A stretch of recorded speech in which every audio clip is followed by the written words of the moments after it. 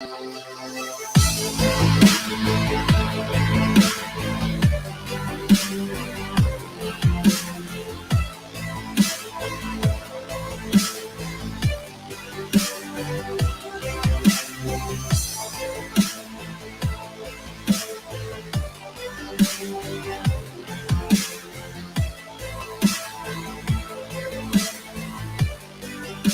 and Benning will be back in 30 seconds.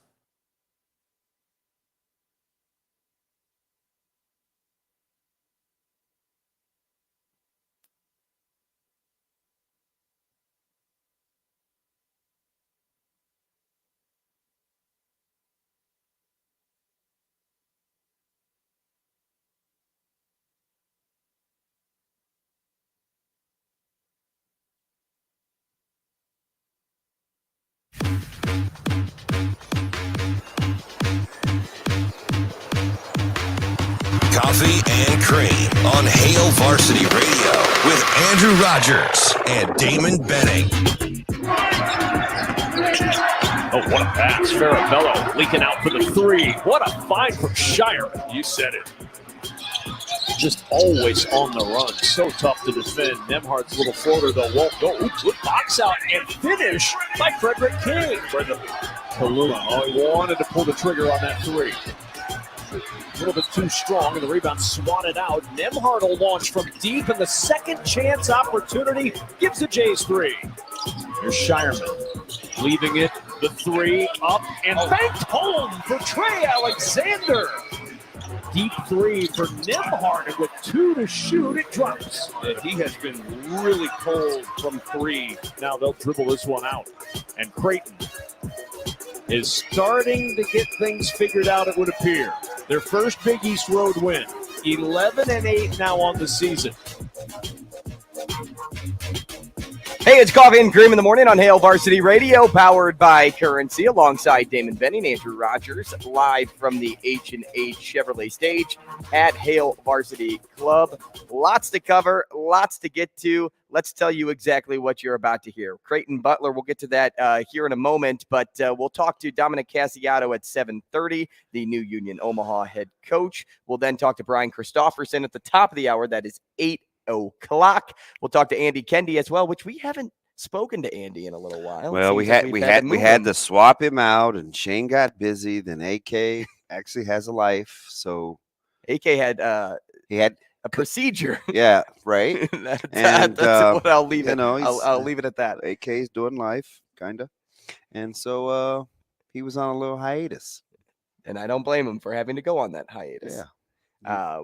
We'll talk about the transfer portal and the 45-day window closing and what the need still is for this Husker group. We'll also talk about where a lot of those Husker coaches ended up yesterday, and DB interacted with them. Closing time. Is that every school in the area right now? Yeah. Well, yeah. I mean, be careful out there today. Right. And no, for real. Are you a weather weenie? I am. I wouldn't say I wake up in the morning on a day like today and think I have to check the weather because at 8 o'clock you want me to open those blinds and we're just going to see if that's when it starts snowing, right? Because that's what people like to do. But I mean, listen, let's be honest. School districts have some snow days built in. They're going to err on the side of caution. If they're a lot like Shane, they are scared to death. Do they have snow days or are they remote learning days? They're built in and they will do no school. That's so nice. Yeah, unless you're in administration. And then you're kind of still I'd rather be at my desk. It's a little touch and go. So all school districts will be spectators today, I believe. Yeah, I think so. And will it hit? So at 10 o'clock, it says wintry mix. And the 53 so not 8 o'clock now? Chance. No, now it's 10 a.m. And then it just keeps picking up, man. 11 and 12, freezing rain, 85% to 100%. So by noon, there's going to be freezing rain, according to weather.com. That's the stuff that'll keep your guy at the house. Right. I mean, if you don't want to go see Dingman's, I'll stay my little behind at home. And we will play 2 for you at 8:40. So if you'd like to get involved in that game, also presented by Dingman's. And please pick Shane. Please pick Shane. Honestly, please pick Shane. Come on, it gives us Shane. entertainment. No. Although, Come on, Shane. let's be honest. I've laid a couple of eggs the last 2 weeks. Yeah, you and Shane should go head to head. No, see, here's the deal, though. Shane's line of thinking is different. I just can't listen.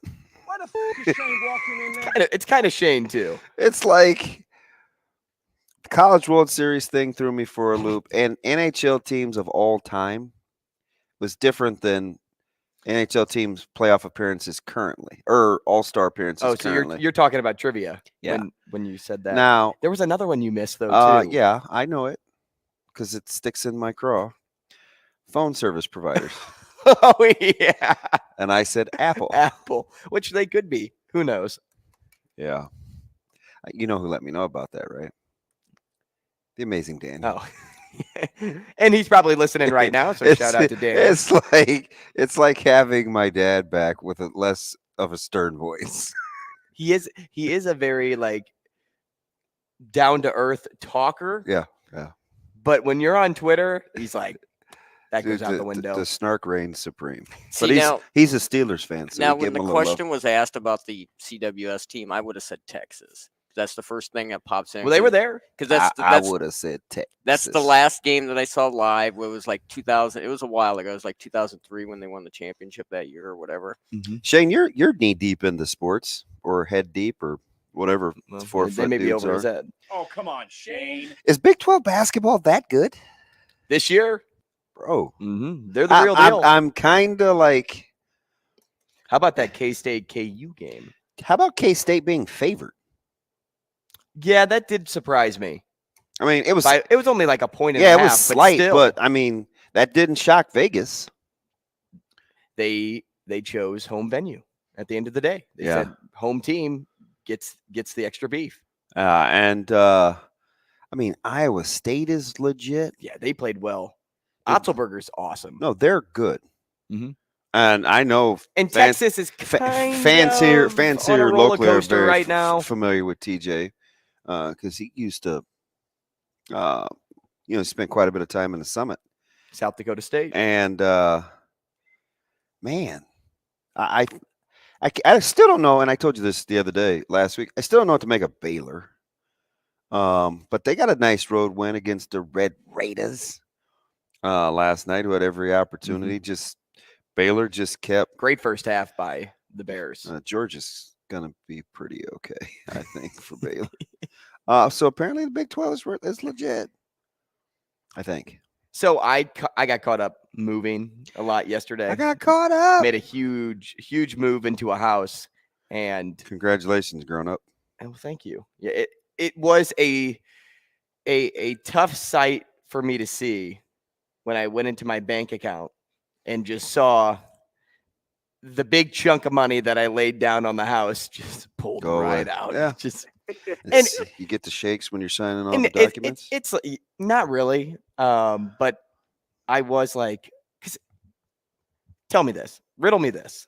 How many people read the documents that they put in front of you? So I dabbled for like 3 years in that business. Almost 4.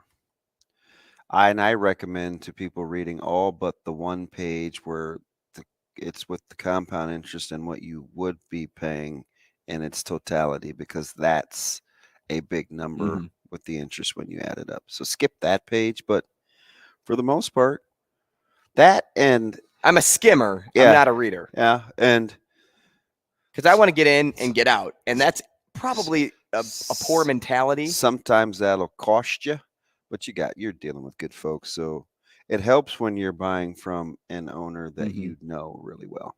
So that, I mean, now the financing, that's on you guys, but that, and the only time I'd tell you to make sure you read is now when you do your homeowner's insurance.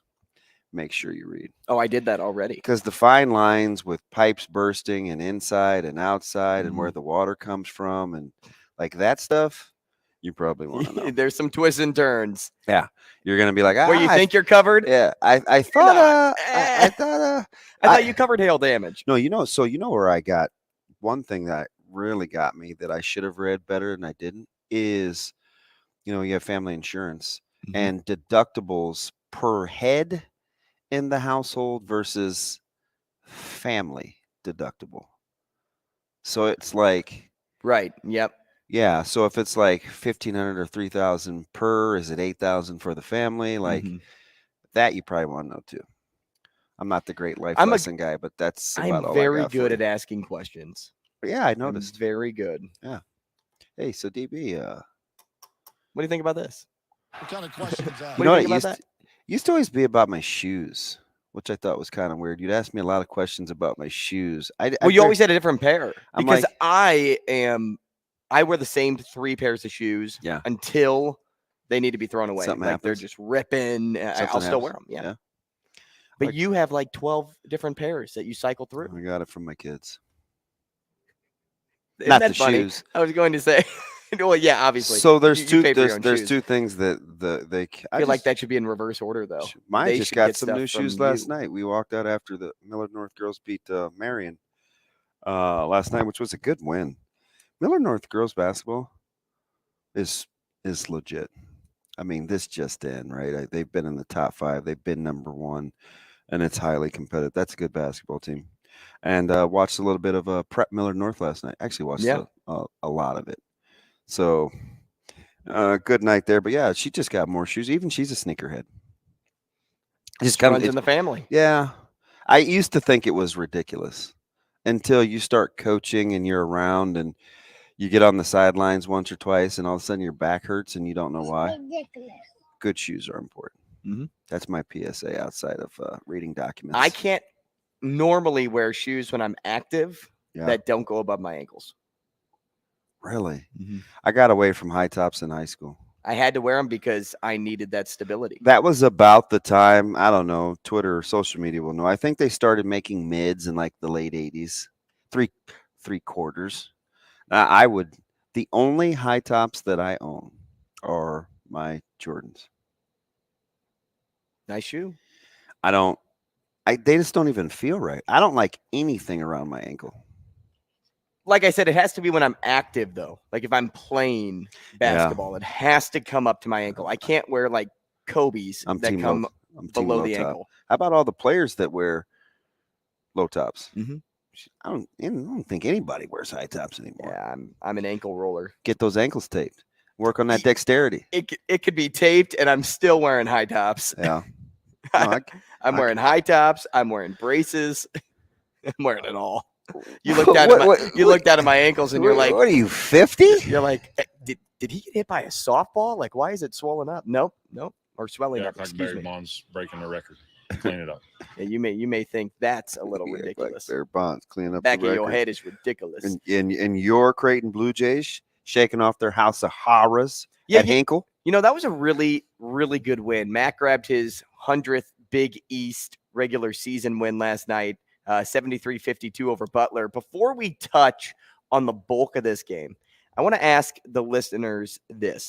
Comment, whether it's Twitter, whether you send us a message on YouTube. Who had the most rebounds last night? Oh, yeah. From Creighton. Comment that. Don't look at the box score.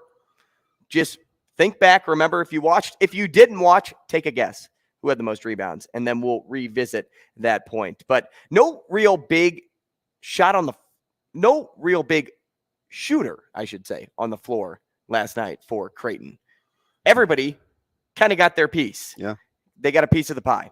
And I almost wonder if the total involvement was better than just relying on 1 or 2 shooters. Well, I think as the season progresses, I think that's how they've got to play.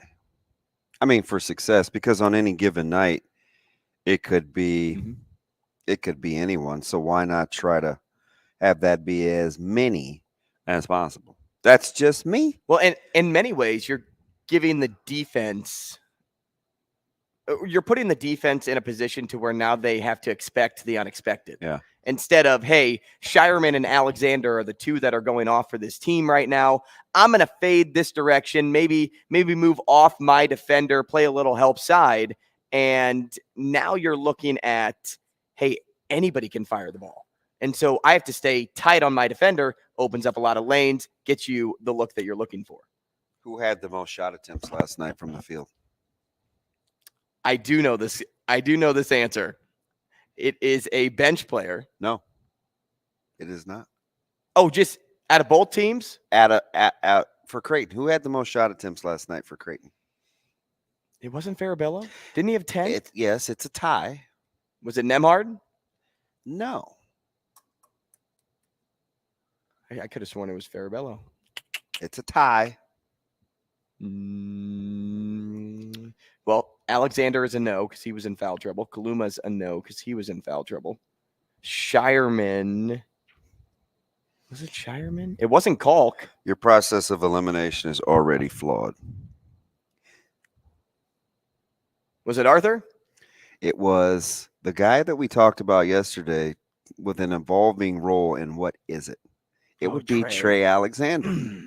How about that? He played 25 minutes. Why would he have the most? And he got 10 what shots. What am I doing? Because he needs to be involved in the offense. 50% from the field, too. Yeah, he was 5 well of done. 10er. 5 of 10er. How about that?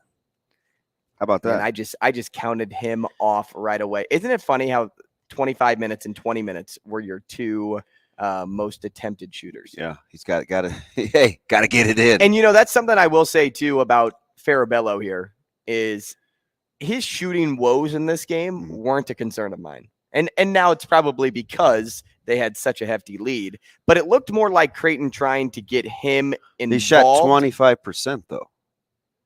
Yes, but here's what I'm getting at. It looked like they were trying to get him more involved in this offense so you can get away with a poor shooting performance like that because he hasn't been shooting the ball all too much when he gets his time on the floor. But if they want to get him going, they have to build his confidence up. And if you want to get a guy like him, a six man coming off your bench, going down the stretch of the season, you have to have some sort of prowess to know, like, hey, when I'm in the game, I'm shooting the ball. Do you have Rob's big box score open? And I'm not a huge plus minus guy. Mm-hmm. What was Frederick King's plus minus? Yeah, another big one. 4. That's it? Yeah. You would have thought it was a lot more with how much time he spent on the floor. Well, he only played 8 minutes, but I think he was 4 of 7 from the floor. He had the big block, so I didn't think Butler was scoring. So I thought maybe his plus minus would have been around 8 or 9. Yeah, you would think. Like a point per minute he was on the floor is what it seemed in my head. Who had the best plus minus? You want to take a guess? Is it a starter? Yes. Kenny. Can I ask 2 more questions? Who played more minutes between Kaluma and Shireman? Kaluma played 30. Shireman played 31. I will take Shireman. It is actually Nemhard. Really? What was it? 23. He was the only one in the 20s. Interesting. Kaluma was actually second with 18. Kaluma was going to be my guess, but I want to get off the beaten path. And then it was Kalk, and then it was Shireman.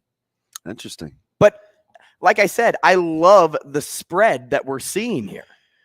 Think about how much time the bench got in this game. Yeah. I think, was it Kugler that said this at the end of the game? I think it was. Calvin Kugler. Kugler. Shane, what's his last name again? Kevin Kugler. Like Leinen Kugler or something like. Why are there so many syllables? Well, it's Leinen Kugel. Why is there so many syllables? In Kugler or yeah, it's just Kugler, isn't it? It's Kevin Kugler. You don't say Bahi, do you? No. No. So Kugler said, not great, but an improvement from what the bench has given all season. Yeah, still not a ton of minutes, though.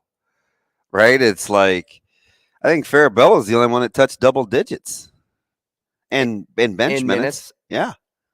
Did he get there? Yeah, I think he did. He played a ton. He played like You're right. 18 minutes You're or right. something. 20.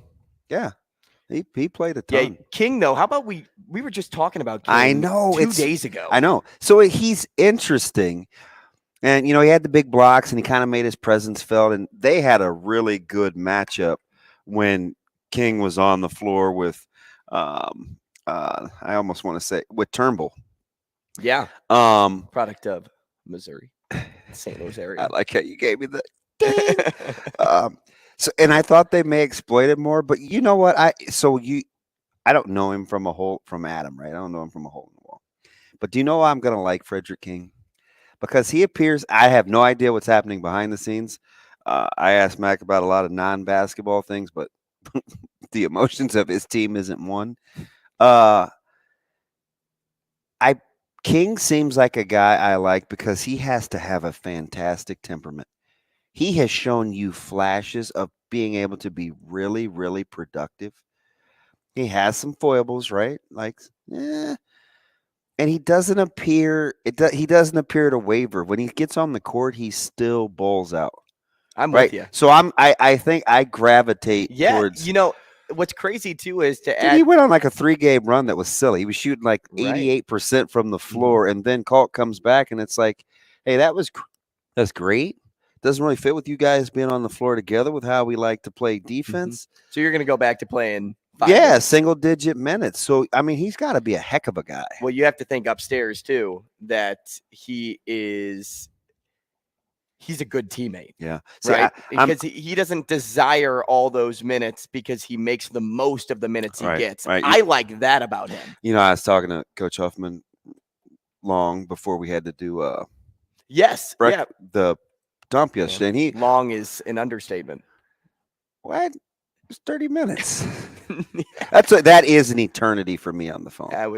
Not even just for you. That's an eternity for me on the phone, and I talk a lot. But we got into these things, and I'm not gonna put him out there or anything. But we got into these things about it's basically what I was tweeting about recruiting, right? When I said, and it's for the coaches too, right? Like find the guys that embrace the process of playing and practicing more than being recruited. And it doesn't take long to figure out who those guys are.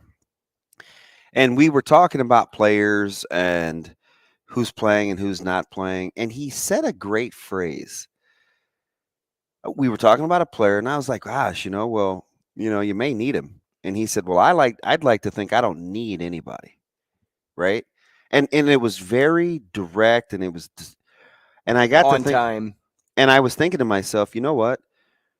That's exactly right. As a coach, you want the guys.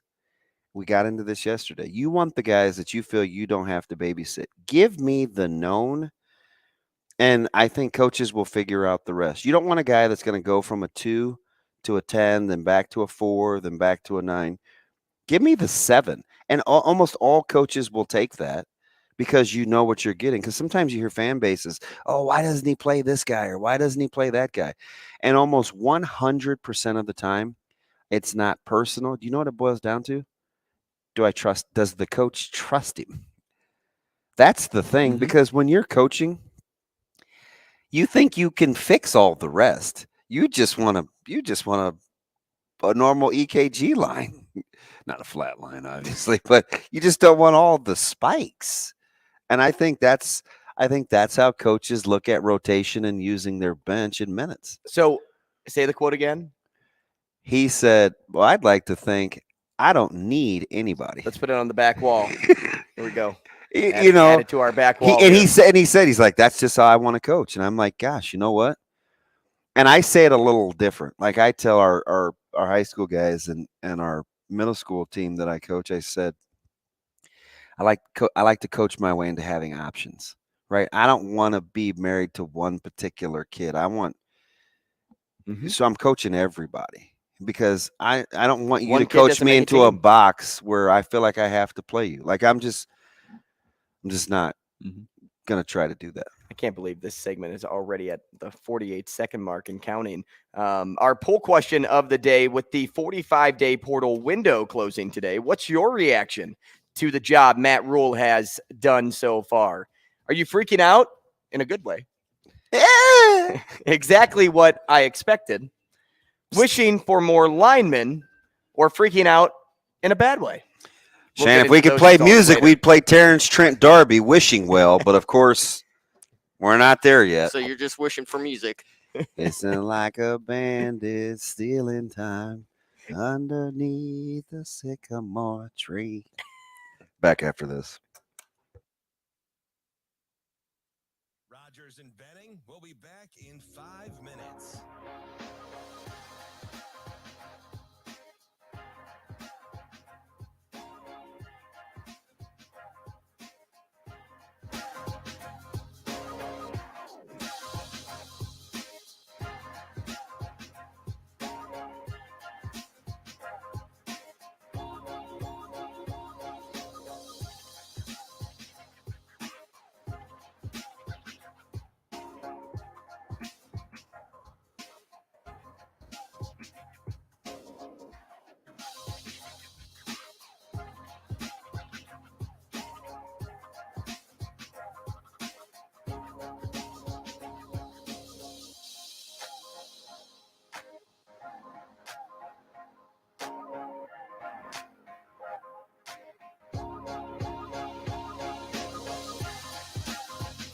Rogers and Benning will be back in 4 minutes.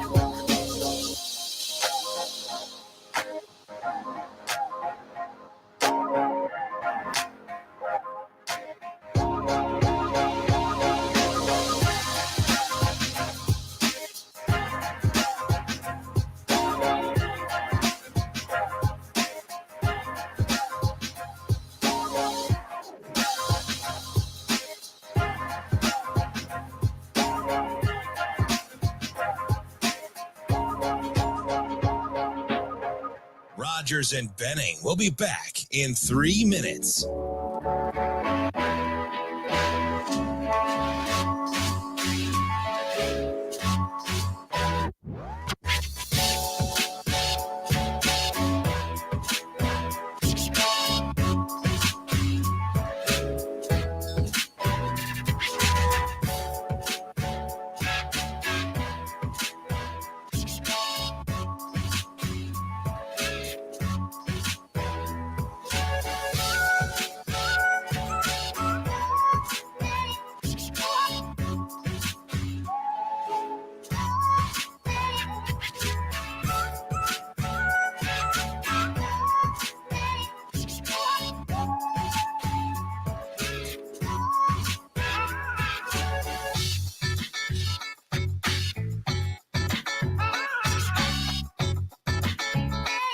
Rogers and Benning will be back in 2 minutes.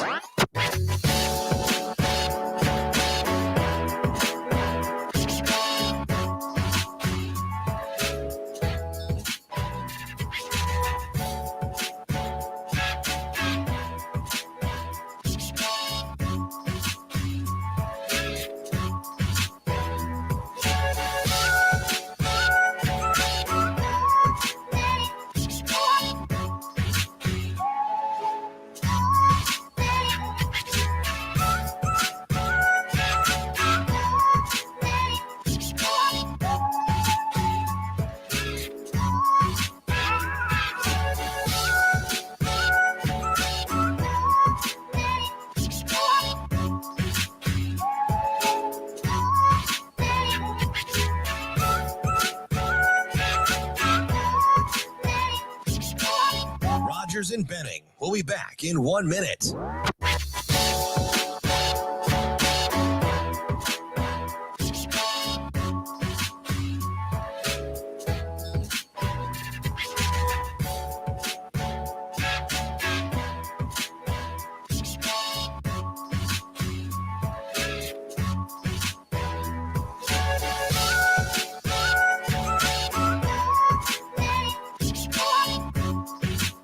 Rogers and Benning will be back in 30 seconds.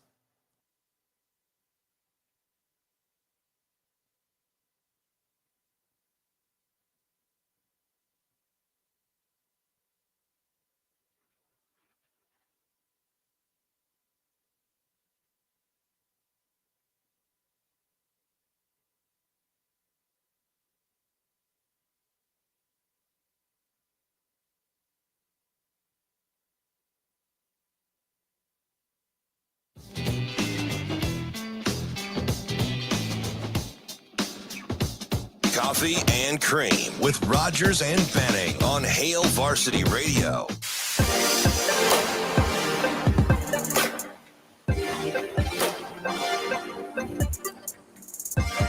What was that? That's not Terrence Trent D'Arby. I did listen to him on break, as you know.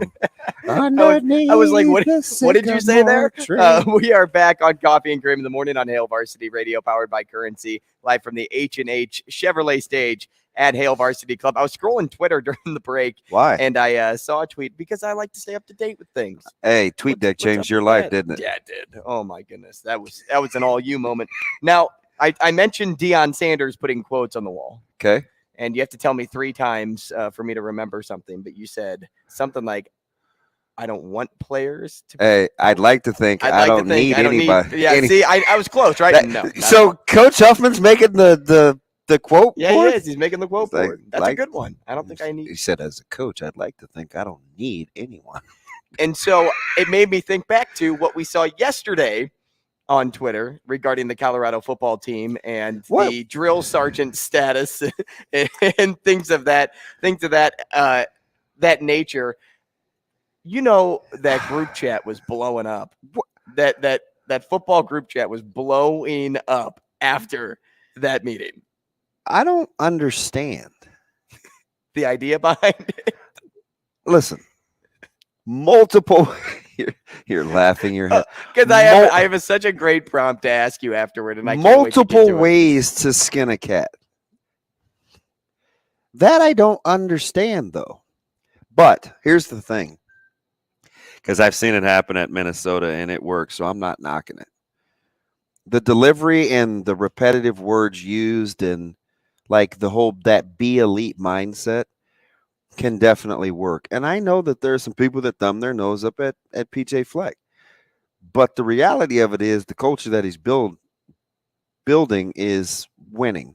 Now, whether they're retaining coaches or not is something altogether different. But he wins more games than he loses. And I'm a guy that thinks as long as your players believe it, doesn't matter. You think they believe in what was happening? That's what I don't know yet. It's early. Because they did not seem very antsy to get out of their chairs. But they probably didn't know what was going on. Like, that was live on demand. Like, that was one of the few Deion things that wasn't scripted. That was like... It sure as heck felt forced. That was, like... I'm talking about their response, because you don't know if they're going to get it. I'm sure they knew what they wanted. Hey, man, film this.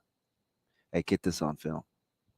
And show it if it looks good and don't show it if it looks bad. But it's like, if everybody's in on that, I guess everybody's in on that. It could work in one or two hands, right? And this is how I think.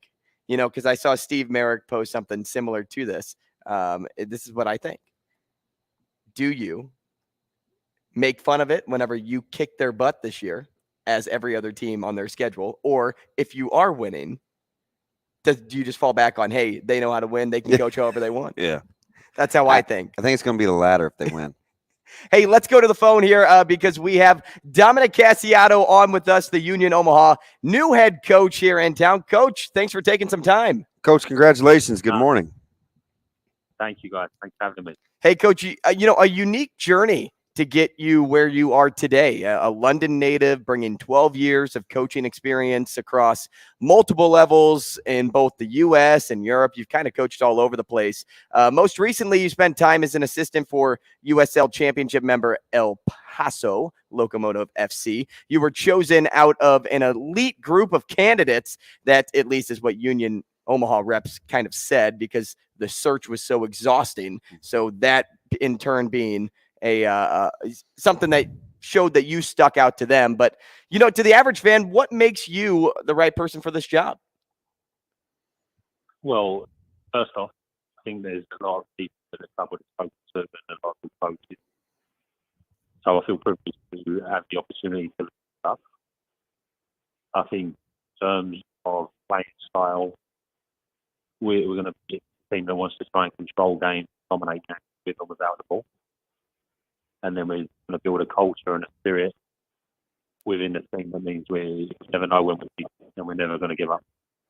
Known as having that aggressive style that I think you're alluding to, and it showed in all the stats we saw. And El Paso's journey and goals scored across the league. When you say that, it's rare for such a quality program to get such a quality coach like in a transition like this. It's almost like, wow, if you're going to lose your current coach and the prowess that they had, there could be this level of trepidation. It seems to be a good fit early on. Would you rather build or continue as a head coach? Yeah, there's a lot of respect for what Jay and his staff did before me and the success that the club had, before other rights. It's a fantastic job. So I think he come in and try and revolutionise the wrong approach. How much? I think it's more a case of evolving and, maybe changing the style a little and trying to build on what's already been laid there, the foundation's already been put in place. Coach, how much is your experience with U19s and kind of understanding the younger circuit translates or correlates to what you want to do with Union Omaha?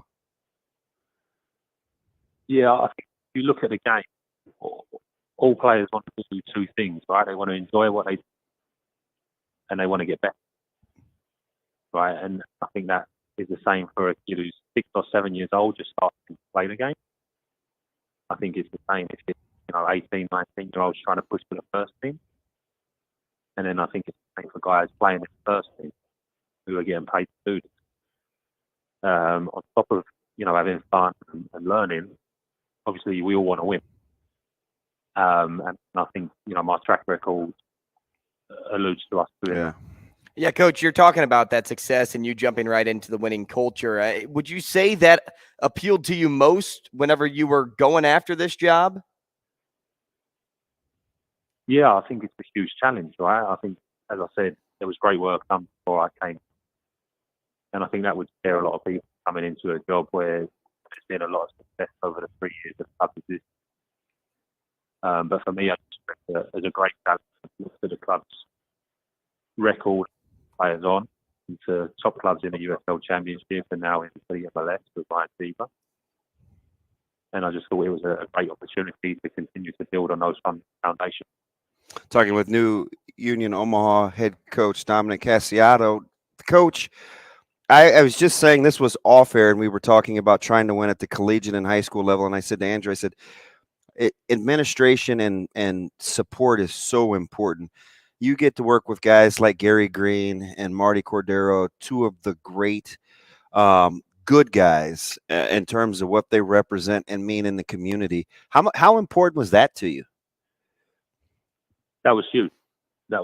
And I think the people that you work with in the front office and on an ownership level really determine how successful you can be, right? So working with someone like Gary, working with someone like Marty and Peter Marlette as well, these guys have a good feeling, and we spoke about expectations for year one and understanding that the club has had success, but we potentially have a little bit of a full run-up season. But the fact that they were so transparent with that and so supportive of me, so interested in me, really gave me a lot of confidence to take the job. Coach, outside of soccer, what about the city of Omaha gets you excited to be here? Yeah, so I'm probably the whitest man on the planet. So I wasn't really made for El Paso in the summers here. I'm looking forward to the money I'm going to save on Sunblock. But no, I know it's a great place to live. I know there's a great soccer culture there as well, and I'm really looking forward to seeing how the fans get behind the team. Fairly surprised by all the so many different facilities. They play it at a high level, at the youth level. There's a very good soccer community here. Did that get your attention as well? Yeah, that was about already. I knew about some of the strong college programs that you've got there. Creighton, UNO, you've got IWCC, not too far away. You've got Bellevue University there as well. So I was aware of a lot of these programs before. And I think that alludes to being a real strong soccer city where there's already good players in place that, potentially we could be signing some of these colleges. It's fantastic. Coach, good luck to you, man. Thanks so much for the time this morning, and hopefully we talk again soon. Yeah, thank you, guys. Thanks for having me. Congratulations, welcome, Coach. Best wishes. Welcome, for sure. See you, guys. He gets two fantastic guys, and Marty Cordero and Gary Green. Well, Gary Green strikes me as the type of guy, if he could even touch me and let me have some success, right? It's like whatever he is involved in typically does well. He's a genie. And if Marty wanted to get into politics, which would be too much of a headache for him, there's no question he could run for I don't know office. if he wants to give up on his two sports teams in town. I don't know who would. Anybody say a bad word about Marty Cordero? Nah, he's, I haven't heard one. He's the real deal. And so is Union Omaha, and hopefully they continue the success rate that they're on. Coming up, we'll talk our poll question. We'll talk transfer portal and Husker football.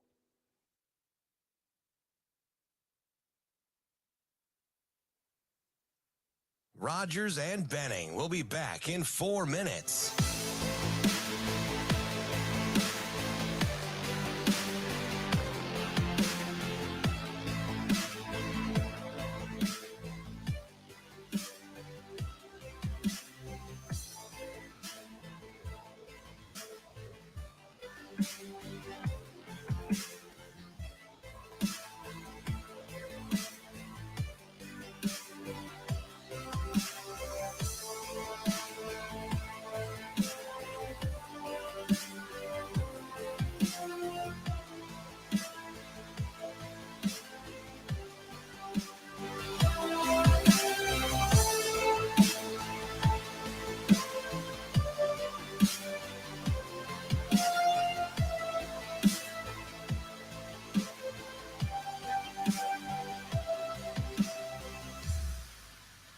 Rogers and Benning will be back in 3 minutes.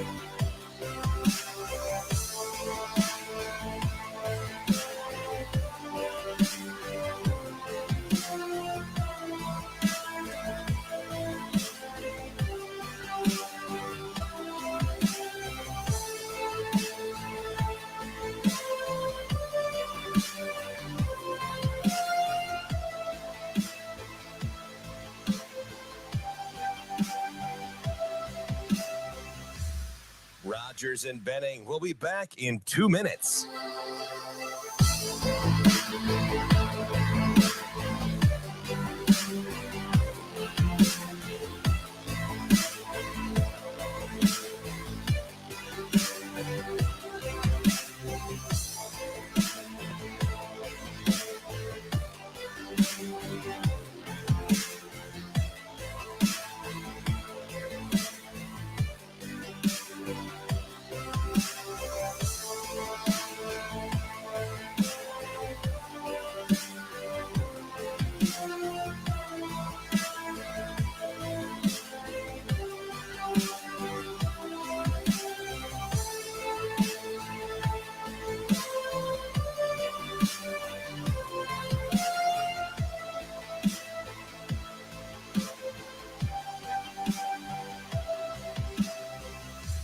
Rogers and Benning will be back in 1 minute.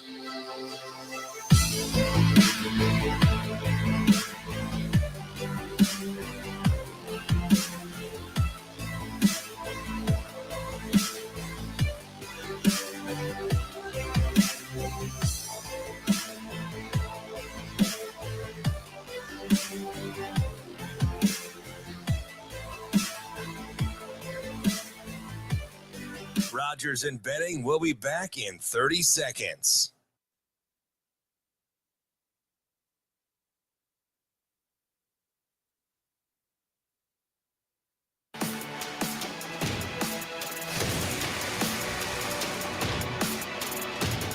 Coffee and Cream with Rogers and Benning on Hail Varsity Radio.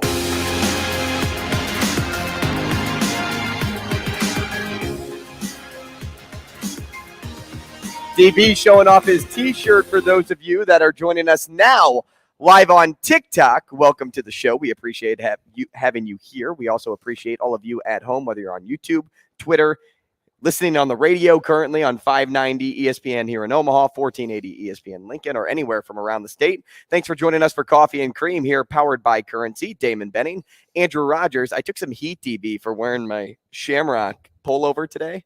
Kind of like how you take heat all the time for wearing Wisconsin gear. Hey, so what is that? This is my high school. We were the Celts, but it was a Catholic school. St. Patrick was the patron saint, so we were a very Irish school. Yeah. So they went with this look for our baseball warm-ups. So somebody tweeted me something yesterday, and in typical DB fashion, I wanted to ask a follow-up question, but it sounded so ridiculous, but it's legit, that I was afraid to ask it publicly. So I was in Utica, right? Saturday, home of Brett Maher, which is crazy at Centennial High School. We found that out, right? I was just like, wow. But so my buddy that I was with, that I went to go see, was out in Chambers, Nebraska. So he sent the picture yesterday. He's out on, I guess that's a semi. I have no idea why it has so many dials on it. I should have asked. Is it a semi, or was it like a piece of farming equipment that he was driving? So on the he road? does like, he's one of those guys. He's great. So do you know why I like this guy? This is how we got to be friends. Our kids started playing together. We were at a tournament in Ames. I'd never met him before a day in my life. He's going to play with our summer team, and it's a fantastic team, right? I think they're the best in the region. But anyway, I'm sitting next to him because they're new and we kind of have the same guys. So I'm just sitting next to him I just want to be his friend, right? And I'm watching him write furiously while he's on the phone. There's all these numbers. Like he's dulling his pencil. Decimal points. And I mean, he's going fast, talking fast. And so I don't know him from a hole in the wall. And I'm like, what are you doing? This is exactly what I said. I know. I go, what is that? And he was bidding in his head profit margin loss, getting feed for cattle. And he was calculating it on the fly so he could get yield, so he could tell his guy that was going to buy what cattle to buy. Oh, I see. That's I have no idea what any of that meant, but I kept asking question after question after question. And then it's the second half. Dude, it's 4 years later, and he's like one of my best friends. It's like, and it all started with watching him. Well, because I was just captivated by, me in numbers, right? Mm-hmm. I like to look at them and memorize them, and sometimes I can regurgitate them. And I'm just watching him furious. So when he got into the business acumen of it, of trying to predict growth versus feed versus loss, like how much to invest, and he was doing it on the fly, I was like, I think I can like you. I'm a big proponent of surrounding myself with people that are smarter than me. Yeah, and he's great. And that's what he sounds like to you. So he was in Chambers, right? And I tweeted it out, and I had to Google it, right? You saw me. I'm like, gosh, where's Chambers, Nebraska? It's one of the few. It's not one of the few. It's just one of the places I haven't been to. Right. And trying to catch that fly. Somebody tweeted back to me, hey, it's just X amount of miles from X place, home of the world's largest shamrock. Columbus? Chambers? And I wanted to say so bad, Drew Down. I wanted to say like a statue or a replica, or is it actually growing in the ground? Because I've never seen a real life shamrock. I wanted to know. It's growing in the ground. See, that's why I didn't ask. I'm like, it would die, right? Right. So what? Especially on a day like today. So what makes it the largest shamrock? Well, so at least in other, can you see why I didn't ask that question? Yeah, it would just be that it's the biggest, it's the biggest statue. Right. Oh, is that what it is? Like, that's how I should have asked him. So, there's a place I'm going to DM you because this is going to sound stupid to the 50,000 followers, but like, what do you mean? Like, I've never seen a shamrock grow. There's a place in Cuba, Missouri. Who? Cuba, Missouri, kind of like Chambers here in Nebraska. Cuba, Missouri, off the beaten path, home to the world's largest rocking chair. Like and the one that Edith Ann used to sit in? That bigger. Do you know Edith Ann? No, but I just know that it's bigger. You know what? I'm really excited about today. Missouri, by the way, has a Why lot. does Edith sound like Zoe? Because that's how Google Edith Ann. I'm dead serious. You said the world's largest rocking chair, and all I could think of was Edith Ann. All I could think of is Lily Tomlin. This little girl sits in a giant rocking chair. Yes, essentially that's what it looks like. It's a giant rocking chair. Dude, is my frame... Do you look at me sometimes and you're like, why? Where are you getting these analogies from? No, seriously. Edith Ann. And that's her voice. So over break, you pull it up, and that's how she talks. This is the... now it's the second largest rocking chair. You know what? It got beat. Is anybody using it, or is it for show? No, it's for show. Look, it's that big. Nobody's sitting in that. That's like probably what the Shamrock looks like. That reminds me of the billboard in Ebbing, Missouri. What was it? 3? Did you ever see that movie? You probably didn't because you don't watch movies. I do watch movies. I just haven't seen a lot of What's movies. the Ebbing, Missouri movie, Shane, where the lady couldn't find her daughter? 3 billboards and something. It reminds me of that billboard. Right. And they burned it. You don't know. Be quiet. Somebody that's calling in right now probably does. Just placating me. So now the new world's largest rocking chair is in Illinois. Believe it or not. Believe it or not. Oh, we just spent 9 minutes talking about a rocking chair. No. That was premature. That was premature.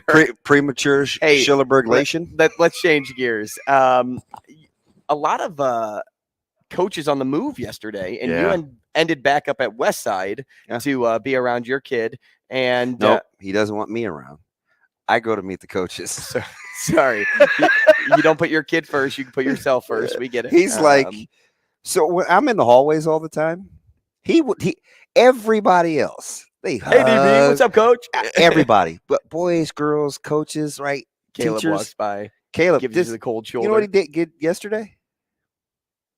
And kept it pushing.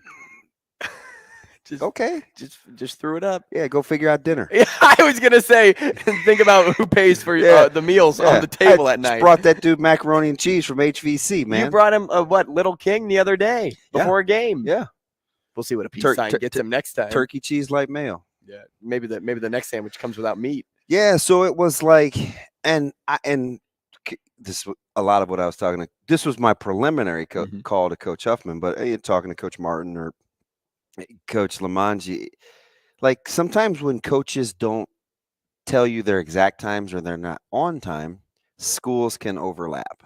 So it can kind of get a little awkward. But I think coaches are cool with it. They know how to play it. They're used to being in buildings at the same time as other schools when you're recruiting guys. But so we worked our way around that, and I spent a lot more time at Westside yesterday than I thought because Coach Foley came. Then, like 4 hours later, Coach Sat came. Which is that uncommon to see two coaches? I haven't seen from it the same before. Team? Now, I have seen this. I have seen 2 coaches from the same school show up at a school and not know the other was coming. That's funny. It's not good. Poor communication. It tells a lot about your program. But I haven't seen it scheduled where I'll come in the morning, you hit them in the afternoon. And Coach Foley and Coach Sat are 2 completely different people. Right, like Coach Satterfield is very he's very direct, kind of knows what he wants, knows what he's looking for. Kind of more of a get to the point kind of guy, although he seems like he'd be a lot of fun. Coach Foley is like, he sounds like the fun one. It's like this man of the people. Every time I think of him, I think of Matt Foley. You know that SNL skit? He's kind of like a man of the people. Living in a van down by the river. You know, it's whatever, whenever, I'll make it work. Coach Haycock and Coach Campbell, which, by the way, Coach Campbell, how tall would you guess Coach Campbell? He's not big. No, he actually is. That's what I said. What? That's what I said. Yes, he is. Long and lean. How tall is he? Gotta be 6'2". No 6'1", yeah. way. Yeah. You'd be shocked. I would be shocked because 6'1". I quickly snapped back and said he's Yeah, not tall. very long. Now he does surround himself with 6'9" guys all the time. So And, maybe when we see him on TV, he doesn't look very big. So it was and this morning, and I don't know, I haven't heard without school, Coach Ferentz and Coach Woods. They were are out town. in Iowa yesterday. Yeah. A kid that I used to cover in the Sioux City area over at CLGLR, which is Central Lion George Little Rock. Wow, well played off the fly. Yeah. Northwestern was in town. They went to go see Danny Kaline at Yeah, they went to see at Zach Bellevue West. Lutmer up there. I don't know if that's a familiar name Yeah. to you, Lutmer. Good player, really good player. But yeah, are they making the trip with the weather income? Yeah, it was supposed to be 9, so which is why I told Shane I wanted to hustle, but I don't know. I don't know what with the school plan. cancellations. Can you do that? Can you still meet up with like coaches at the school if school's not in session? I wonder. By the way, caller Adam, Yeah. he called in and he said that that's a painted shamrock in the middle. Well, why of the did you camp. let me talk to Adam? I'm sure Adam would have probably made. I'm sure you probably would have made fun of me, but he didn't want to hang on. that was painted one. That would have made. That was a legit question, right? It probably wouldn't come over well on social media. Like I meant, like I wanted to just say a real shamrock. Like, what do you mean? Did you put GMOs in it? Okay. See, I thought I was in a safe place. And that's what we're on this morning?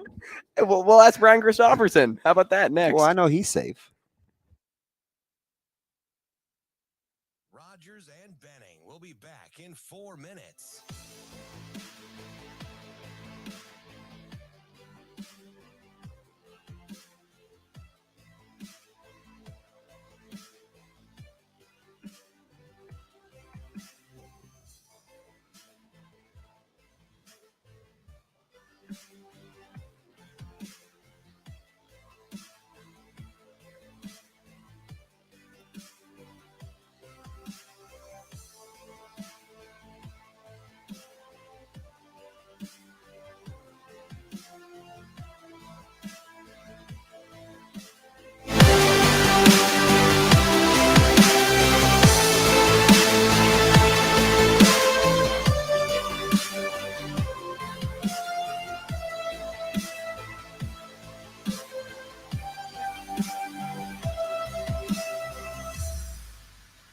Rogers and Benning will be back in 3 minutes.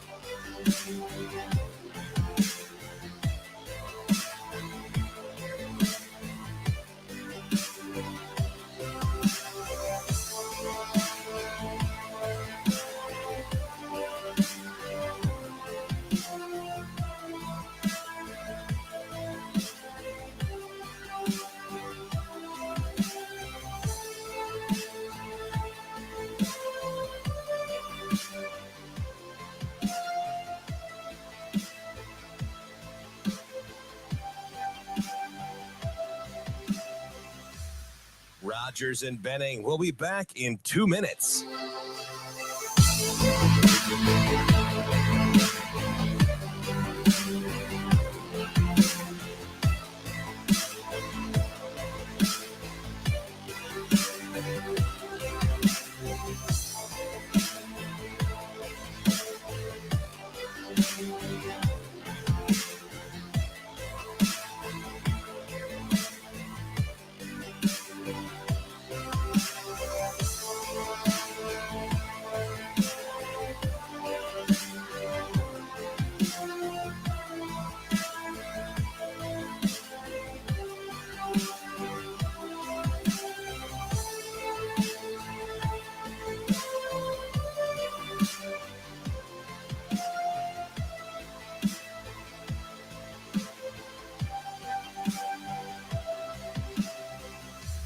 Rogers and Benning will be back in 1 minute.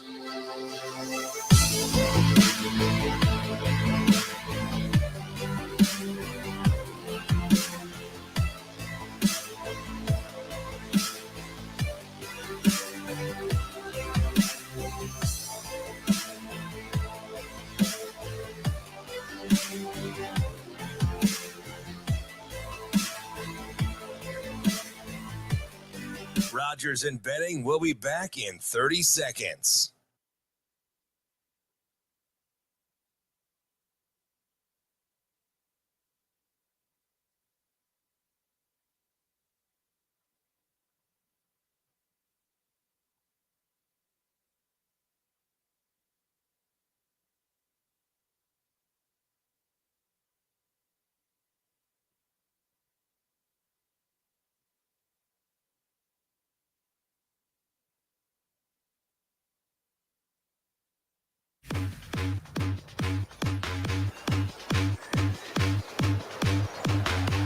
Coffee and Cream on Hail Varsity Radio with Andrew Rogers and Damon Benning.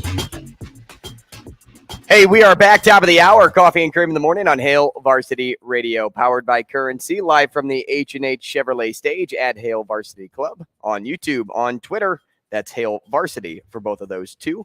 And Hail Varsity Radio on Twitter, 590 ESPN Omaha, 1480 ESPN Lincoln. He's Damon Benning. I'm Andrew Rogers. Let's clear something up before we get to Brian Christopherson here. The world's largest shamrock is not a statue. It's actually painted, as a listener informed us. Shane, did he give you the inkling that he was kind of laughing at me, or was he educating me? He was educating. It sounded like I'm Team Adam. He knew. Go Adam. He knew that area pretty well. So my buddy just texted me. He said, "What is O'Neill, Nebraska for 1,000, please, Alex?" And I will not get into the rest of what he said because he has no sense. Hey, all I know is this: it's painted in the center of town at a huge road intersection. It looks like, and it says every St. Patrick's Day, the O'Neill Irish dancers do some dance Irish reels and jigs on the Shamrock. They must go hard in O'Neill for St. Patty's Day. Did they use the word jigs? They said jigs.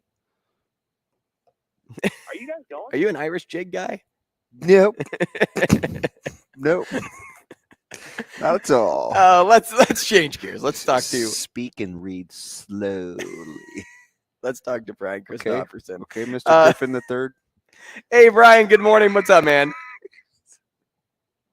Good morning, guys. How you doing? Hi, BC. Hey, good. Hey, yesterday you shared something on Twitter that really got me at the heart. He shared the new Homer golf course. So when are we going golfing? My brother I sent it to my brother and he got us a tee time on July 30th, I believe. Somebody told me there were no tee times at that course the rest of the year, but there were some. So if people saw that course, which looked amazing, I am calling today. There's still opportunity. Yeah. Did you make it for 3? Like, did your brother just say exclude me, or what's up? Well, there's 3 of us. You could kick my dad out. That would be a real heartless thing for you to do. But we can bring you along and have that conversation with my father and be like, "I'm sorry you're out, Dad." No, I can't. I can't have you do that to him. Not on this one. So. Okay. All right. But yeah. So there are opportunities out there, though. That course, man, I didn't even know that was happening. And I saw the picture, and it just I stared at it for 10 minutes. Yeah, they talked about it being one of the nicest courses in the world when it first was being built. I don't know if it reaches that pinnacle just yet, but it's pretty nice. BC? Things are on the uptick around here. Yep. I know you're always like, gosh, why are you always asking me these perspective questions? But it's because of your temperament, right? You're just kind of even keeled. So let me ask you, it seems like sometimes we've had these conversations when a new staff arrives, there's this new recruiting energy, this new recruiting buzz. And I'm like, okay, I get it. I saw it firsthand most recently with Coach Joseph, especially in the Metro, right? He really changed the narrative in a hurry with the interest in the Metro. Nebraska's current staff has almost doubled down on it. Do you remember a time or the last time that a school sent multiple coaches to a school intentionally at different parts of the day? I'm not saying they haven't done it before and I didn't know about it, but that does seem different to me. And it seems, all part of an aggressive plan that has really been in place since week one, since they got here. You'd have to say that we're going to start here and we'll work out, but we're not going to let kids that are talented in this area think for a second that we're not looking at them, that we don't have intrigue, that we don't want to have those conversations, and we'll see where it goes from there. But we're going to be in your territory often, and we're going to send different people at you, which I think just adds, with a prospect.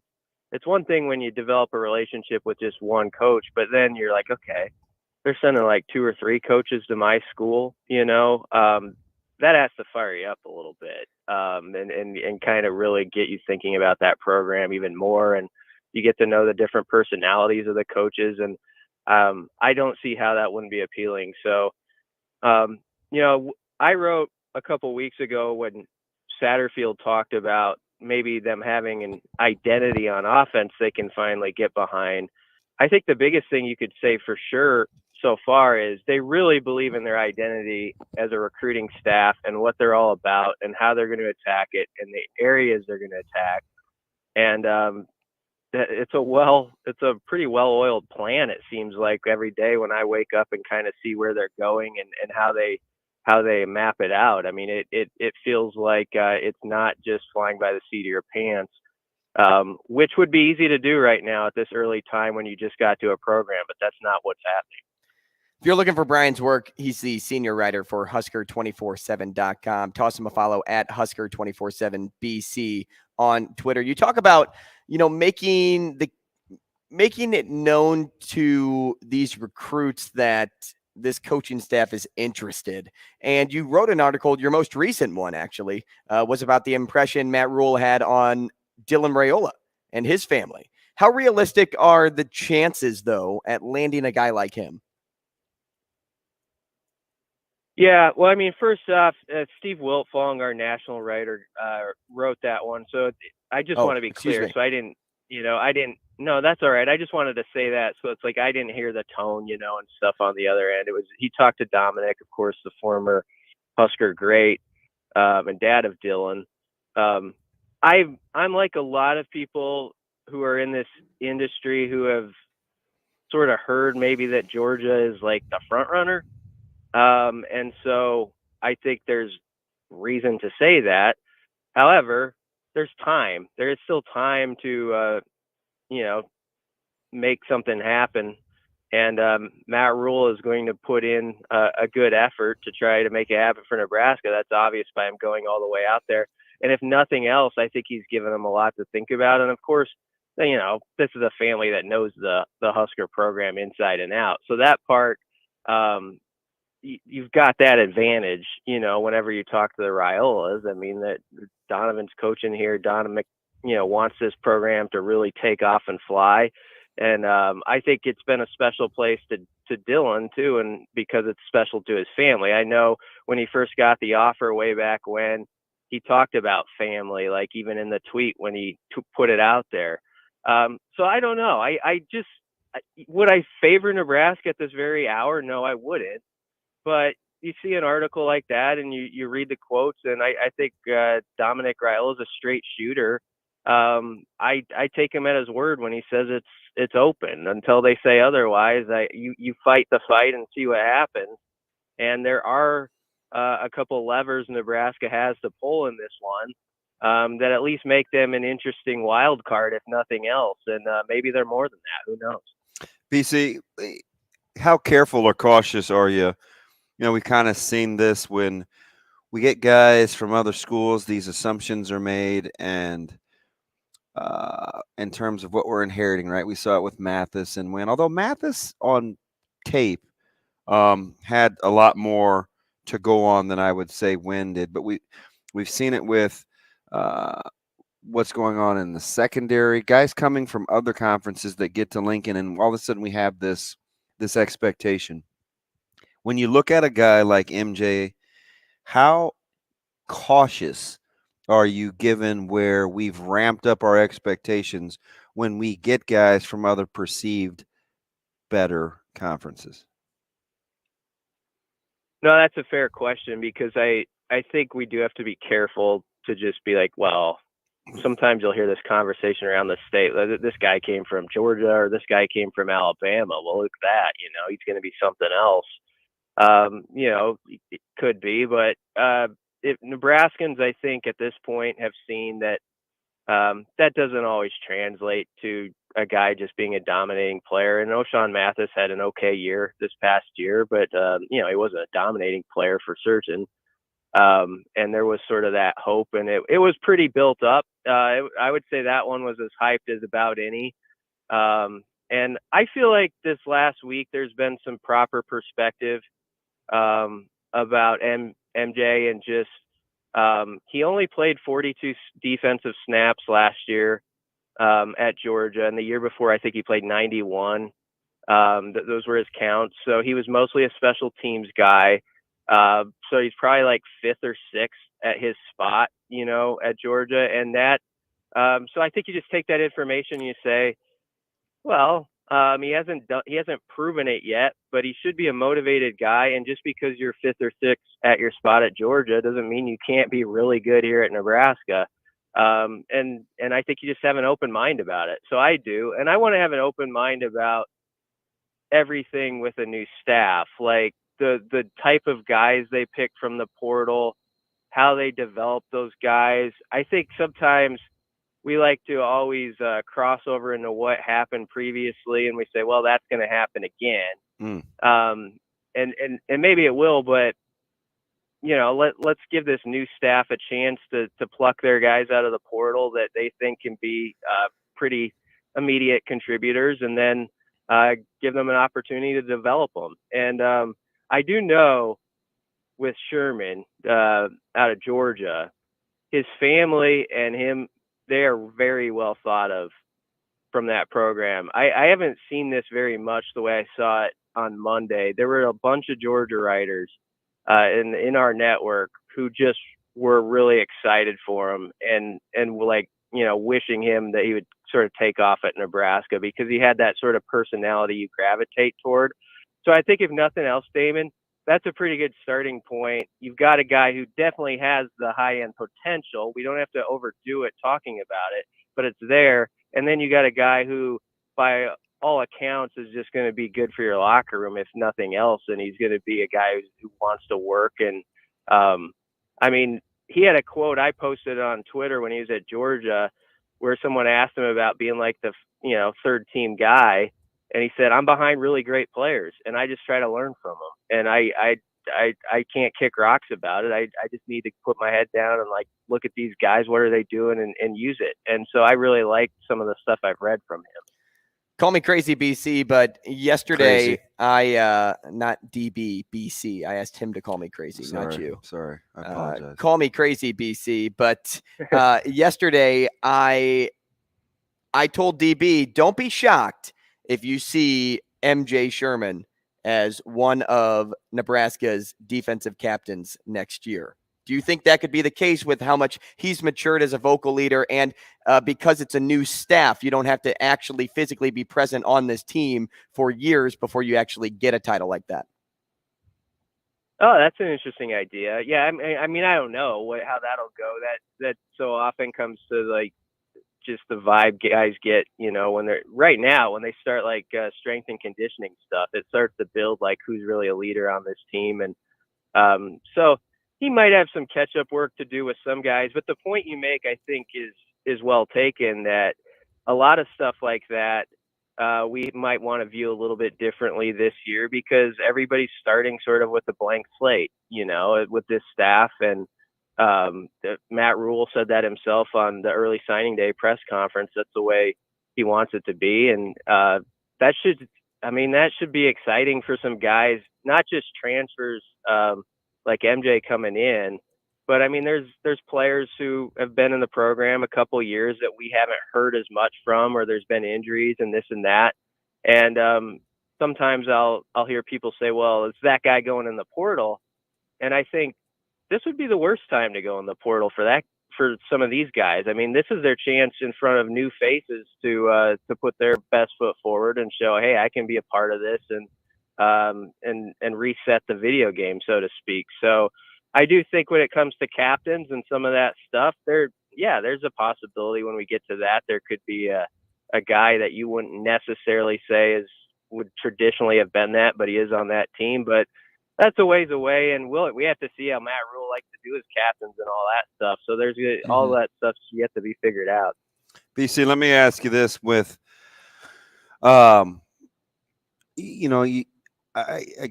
just being measured. I think you take your time following up on some of your pieces that you're doing on 24/7 Sports, which is really good because I like how you set the stage for like doing your homework, right? So you're talking about Xavier Betts, and I asked you a couple weeks ago. I said intrigued, eye roll, or you kind of get the pushback and the trepidation as you've kind of followed this closely. And you look at that wide receiver room and its totality. If folks maximize, right, the edge room, the inside backers, the safeties, the wide receivers, the tight end, if folks maximize in a particular room, what room, in your opinion, has the most upside from where we're looking at it today? I would say right now the secondary, and my reason for that is when Evan Cooper was up there last week, I asked him a question about, what do you think about what you've got in the cupboard? Mm-hmm. And he gave, I guess, what you could say is, some would say, well, that's coach speak. What's he going to say? Down talk his guys? No. But the way he if you listen to his tone and the way he talked about what's in there and certain guys and how he's met so much already with Marquise Buford and Malcolm Hartzog and guys like that, I started thinking more about the defensive backfield. I was like, those guys are all still around. Gifford's still there and Quentin Newsom's still there. And so I think sometimes there's an assumption that everybody in this portal era, like 2 or 3 of those guys are going to skip out of town or something, or there maybe was that thought in early December. And that whole starting secondary is sort of still in place. And so my answer is the one I give because I think there's a foundation where maybe there's some concrete set now. I feel like a lot of those guys had to go through the growing pains last year. Certainly Buford had to do some of that, and I know he's coming off an injury and he's going to have to work back from that. But I just feel like as that season went along and you thought about how they were playing at the end of it, there were guys starting to grow more comfortable in how to be a college football player at this level. And so that's why I give the answer I do. Now, if you wanted to go a different route with Xavier and, it's seeming like Isaiah Garcia Castaneda is maybe a part of the mix too now. How about that? How about that curious case? IGC's got nothing on Benjamin Button. Well, the thing I remember about him is coach's last fall camp before, things kind of got a little sideways. They really talked about him as a worker. I'm in that camp. I was in that camp. I loved IGC, and he was hurt. Yeah, as a guy. Yeah, what I guess I'd say to this is, I think people should be careful with any preconceived notions about this guy or that guy, whether it's Garcia Castaneda or Xavier, or if they're coming back, is that going to mess up the apple cart or something like that? I don't think that at all. I really don't. I don't think I believe both those guys can fit back in, and it's just about putting the work in and showing I want to be a part of this, and I'm with you. And if they do that, especially as we've talked about earlier in the segment with a fresh start for everyone, there's a lot of talent with both those guys. I mean, if you think about the first game last year, Isaiah was the guy who had 120 yards or whatever. And I know he had the fumble, or we can question if it was a fumble that ended up being costly. But if people remember on that play, you saw what he's like in space, where he made about 2 or 3 guys miss before the ball came out on inside the 15. So he's got some wiggle to him. And I think he's a guy who's, when his mind is on it, he's a pretty determined dude. And I know Xavier can be that way as well. So, you know me, Damon, I'm rooting big for like those type of stories. Like, I love guys we all get knocked down with things in life. And I love when guys come back, and I love when coaches, do their research on a guy and they give a player a second chance. And I think Rule staff has done that with people before, and they've had success, and there's no reason they couldn't again. Hey, BC, yesterday we had a conversation. DB and I went back and forth about what position group would be more likely for Tony White to attach himself to. I said, or maybe spend the most time. I said the defensive line. He said the secondary, and he went that route because of what he said about the secondary. But in your opinion, where is he focusing? Because when I looked at the defensive line, I said, well, at Syracuse, they said, hey, we're not allowing them to run the football. But like DB had in conversations with him about the secondary, he thought the latter. So I'm interested to get your viewpoint on that. Especially given how glowing you were about the secondary and their upside.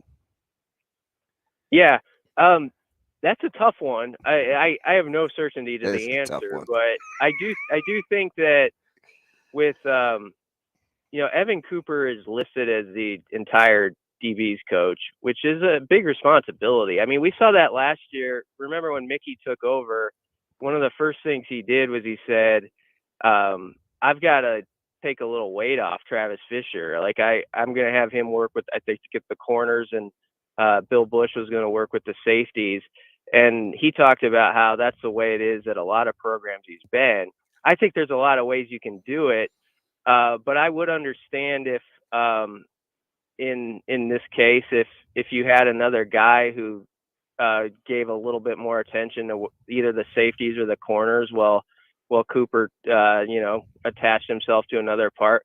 But I don't know that for sure, because the way Cooper spoke about it a week or so ago, he's like, yeah, that's my group, the whole group. So he might be used to that, and they have a method for doing it that's just fine, and it works for them. But my first guess would maybe be secondary, I guess, just because of I feel like the safety spot in particular is one that it's to me like the quarterback of your defense so much. Like, those guys have to know every little nuance.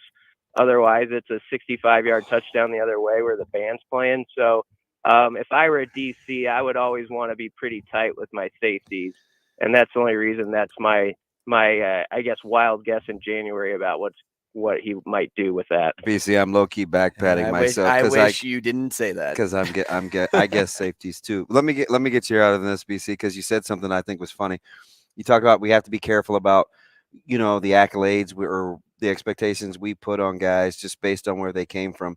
A prime example of that, because he's one of my favorites, because I'd play with him. How about Marcus Washington, who's kind of an afterthought? Mm-hmm. Well, I don't know. He's a late addition, and man, down the stretch last year, how consistent was he? He came from a good school. We weren't really enamored by him, and he could be a leader in that room this year. Yeah, he should be. And if people look at what he did the last few games, just like tough. Even the Michigan game, which is a sad story to think about with what that was on offense, but like he was the guy who caught like the 30-yard pass early, and the only guy who did anything really in that game on offense. And so I felt like he gained a lot of comfort. There was a few drops earlier in the year, and I think he was starting to get past that a little bit. But yeah, pretty good route runner, and there's no reason a guy like that doesn't have, I would say like 600 some yards in him. I think he's that type of receiver, and I don't know that Nebraska has to have Trey Palmer again, but if you have Marcus and you get a Xavier and you get Alante going and you have like 4 or 5 you feel really good about, you can get a lot done with that. BC, man, you are one of the best. Efficient, too. Cannot wait to talk to you again next week. Thanks so much. Thanks, B. Yep, thanks, guys. Senior writer for Husker 24/7, Husker247 BC on Twitter. Andy Kendeigh, sports director at KETV. Next.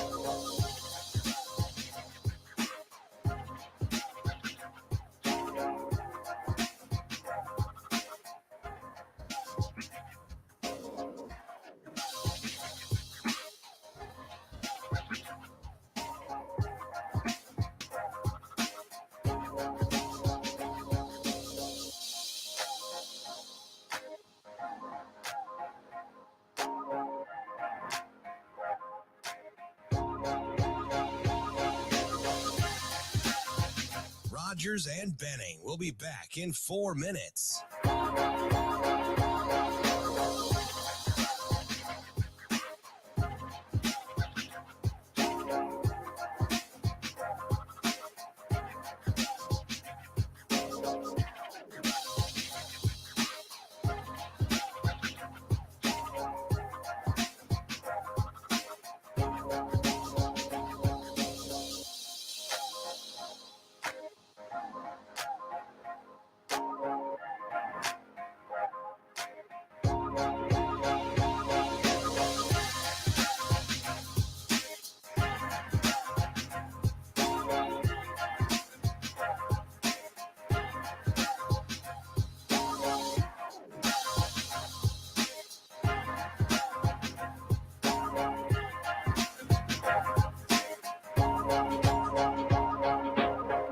Rogers and Benning will be back in 3 minutes.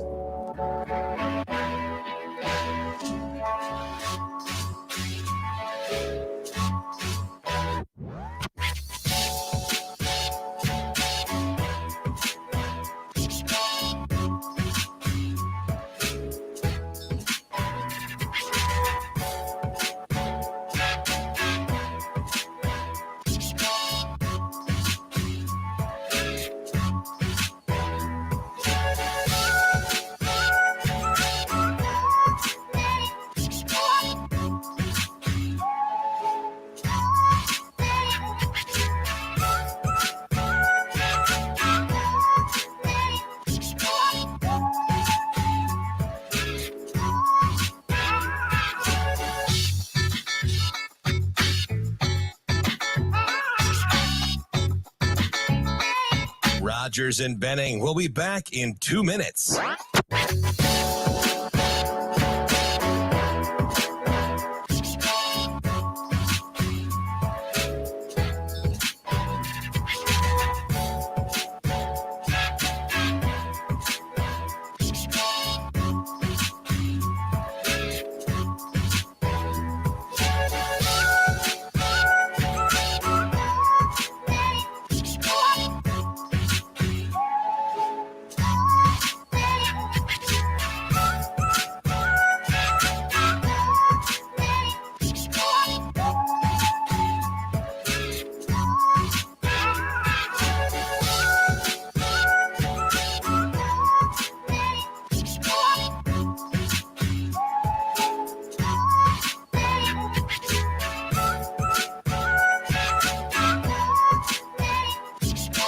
Rogers and Benning will be back in 1 minute.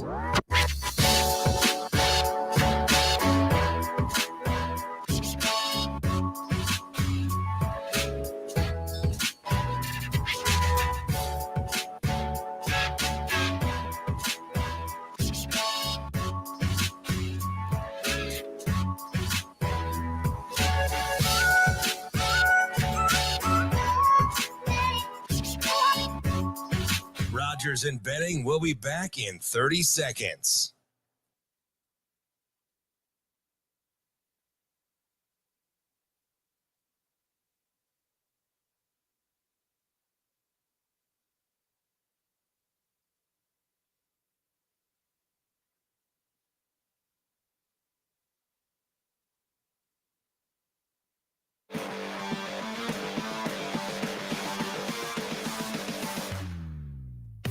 Coffee and Cream with Rogers and Benning on Hail Varsity Radio.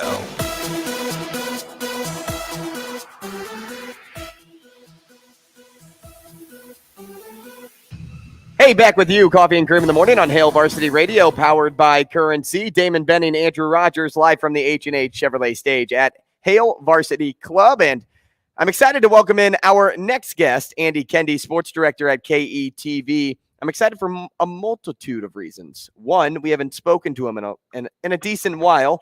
We had to push some things back, some change up in our guest order. Two, because he kind of went on a hiatus of his own, so hopefully all is good in the AK hood. And three, well, he was probably up in Wisconsin getting some spotted cow beer and driving back. Did any of those things happen, AK? Yeah, you're very close. Very close. Very close. Absolutely. And all is well. All is in working order. Thank you very much. I don't know if anybody really knows what's going on, but I had my first colonoscopy last week. Hey! So, yay. I don't want to gross anybody out, but let's just say everything everybody has told me about that is true. The prep is the worst. Great. I'm like. And then did you drink Spotted Cow afterward? I give it a day. Okay. Hey, AK, I don't even know where to start because, once you and I get going, it's like nobody else is in the room and I have a partner and that would be rude. But do you want to go? Should we talk Creighton recruiting or Nebraska and Ohio State's get-right game tonight? I'm going to let you pick because I have something for everything. Let's tee it up with Creighton. That's fresh on the mind. So were you getting the sense here locally? And he had a double-double last night, and he said something interesting post-game about, and I'm talking about Nembhard, he hadn't felt well, hadn't been eating. He's kind of he hadn't had much of an appetite. Were you getting the sense in your sphere of influence that he was getting too much of the criticism? I do think that he took his fair share. I just think the expectations were so big for this team, and he's such a key part of this team, and that when things aren't going well early on, that's when you have to place the blame on somebody. And Ryan Nembhard, I think, got the lion's share of it. But last night, I'll tell you, even if he's been sick or what have you, and hadn't been eating much, boy, was he good. And he is so crucial to their success. And when teams dedicate their defensive resources inside, like they did last night, because they were undermanned, missing their big guy, it certainly opens up the outside, and Creighton made him pay. But Nembhard is so good when he's on, and he was on last night. He was terrific. And double digits in rebounds, where'd that come from? Hey, I'll change gears here and talk Nebraska basketball now with their Get Right game. A question that came up on the show that we didn't actually get to, so I'll actually ask you, AK. It pertains to CJ Wilcher and his ineffectiveness shooting the basketball right now. And it's kind of been an all-year thing. He's had some good spurts, but over the course of at least the last 10 games, he shot 25% or below in 6 of them. Would you attribute some of his poorer performances to youth, or is it something bigger?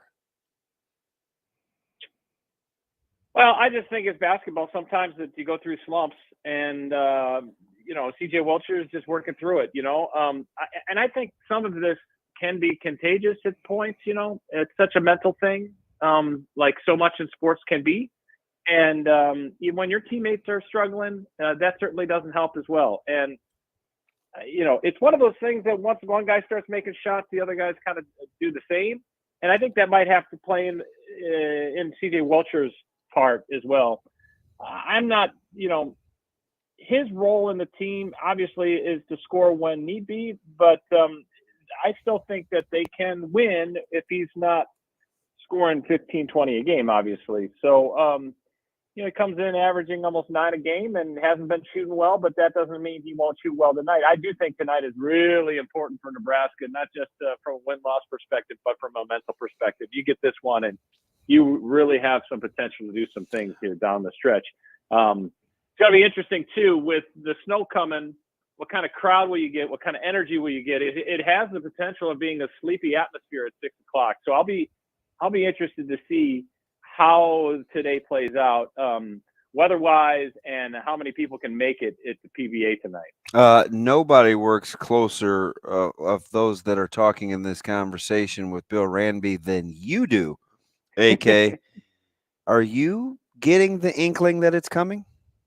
Yeah, I am.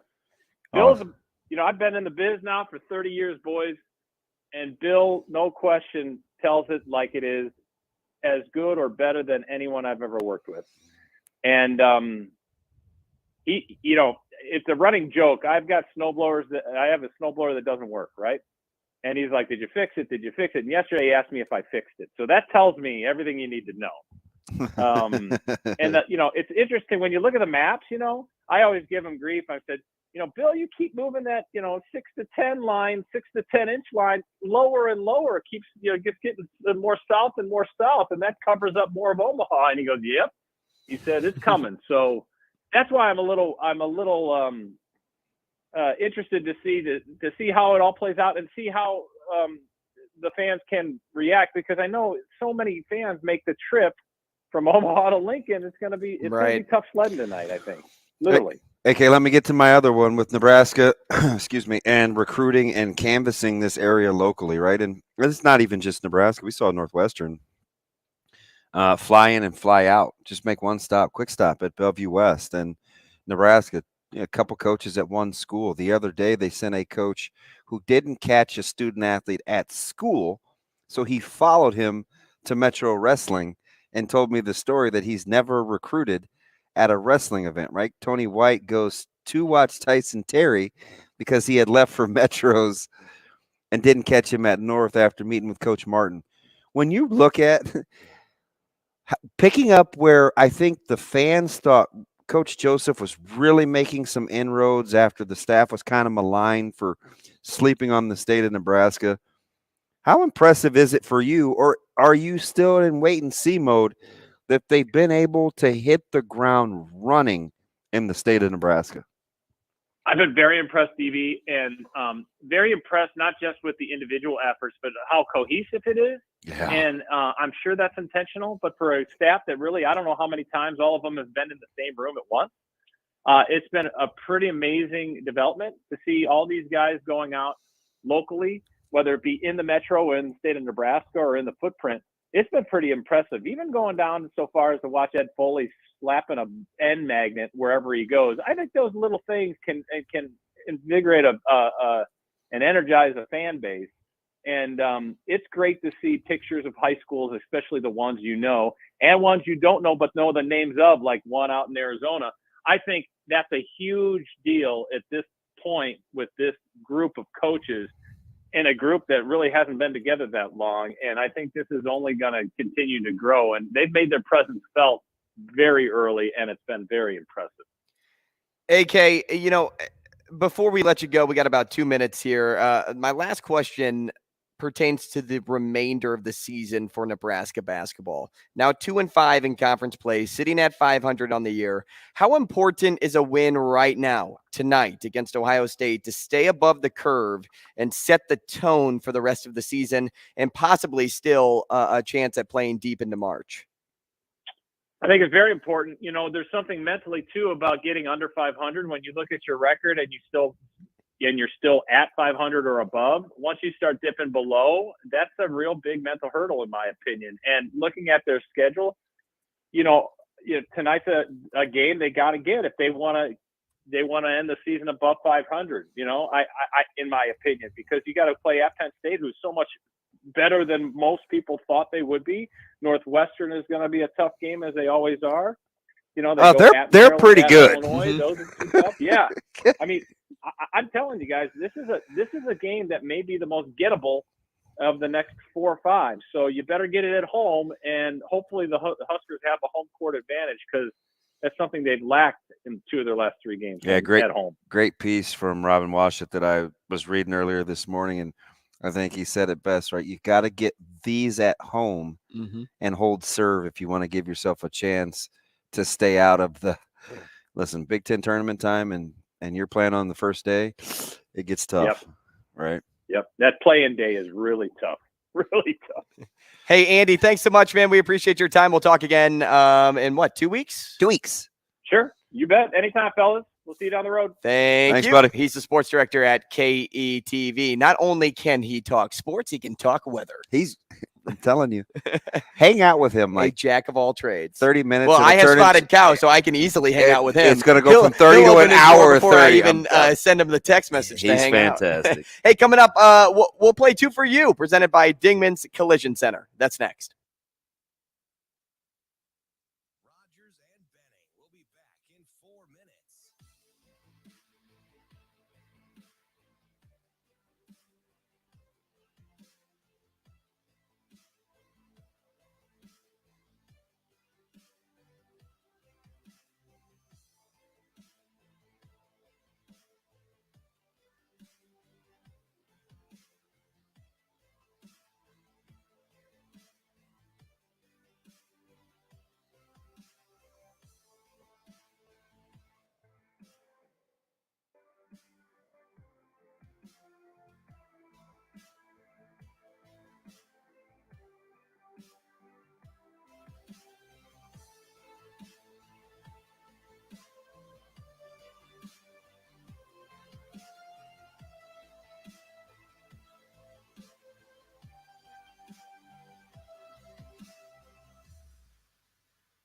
Rogers and Benning will be back in 3 minutes.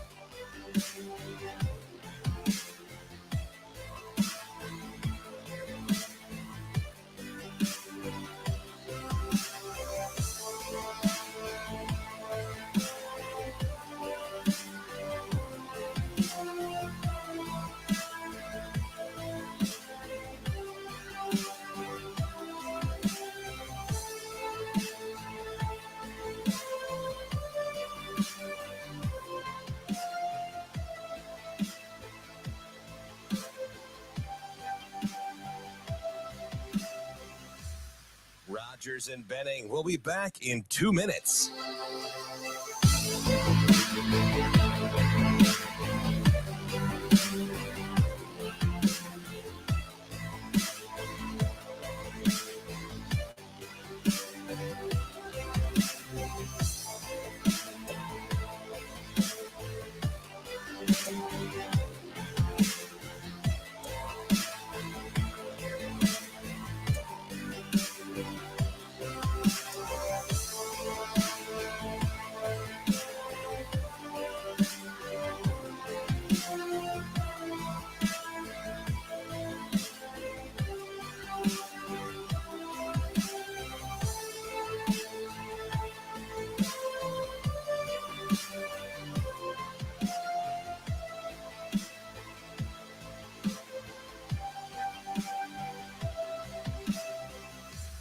Rogers and Benning will be back in 1 minute.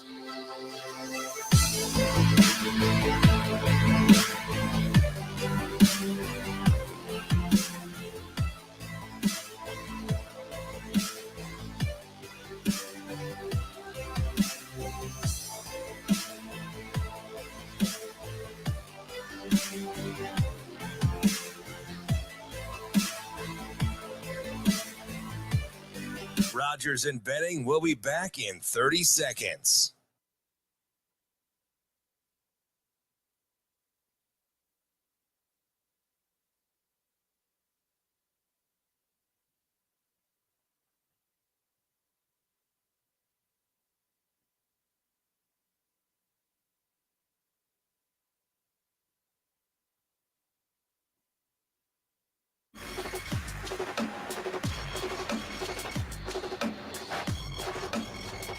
Coffee and Cream with Rogers and Benning on Hail Varsity Radio.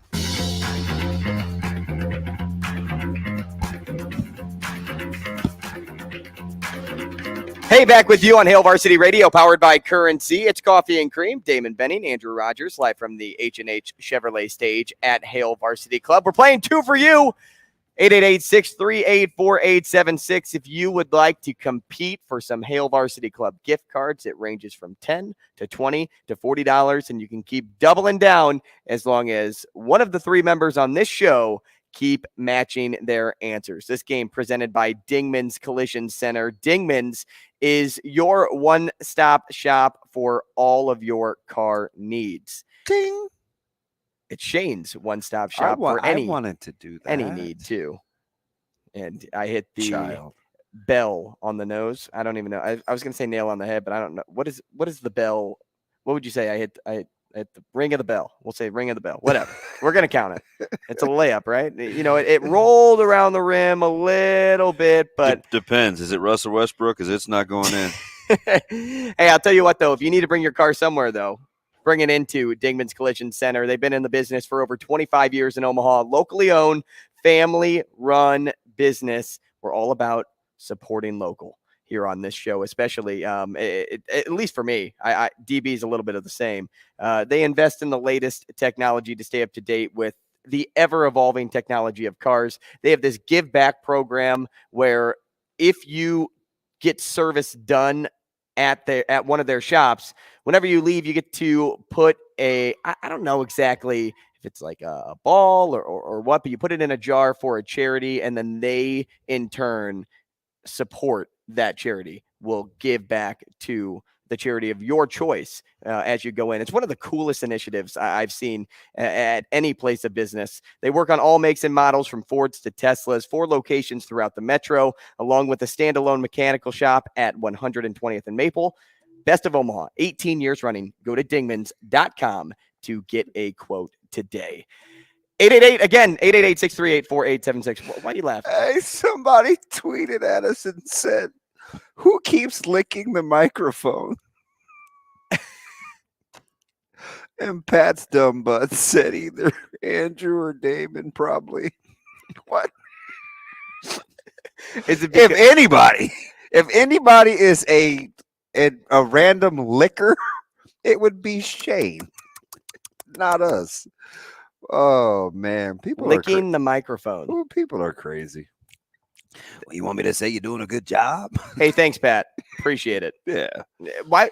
That wasn't even directed at us. He just tagged us. It's just what he does. Or was it directed at us? Pat, call in at 888-638-4876. No, we don't want to. I want him to play. I want him to play. You want Pat to play the game? I do. I want somebody to play the game. Give us a call.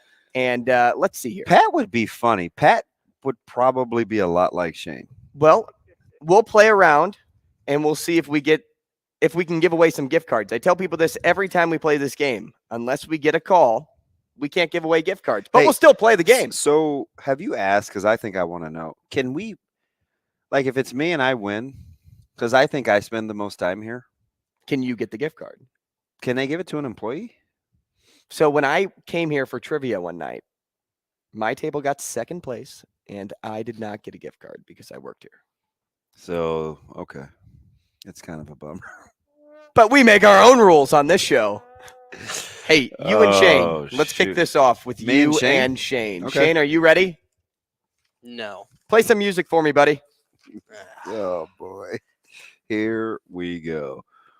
You know what we need? We need Trent to call us back. Trent?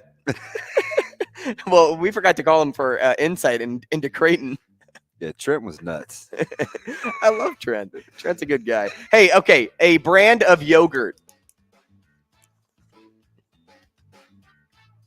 Okay.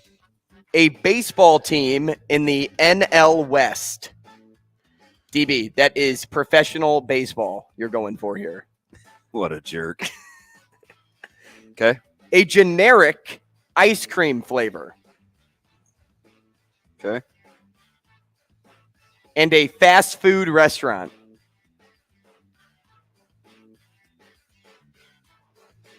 Okay.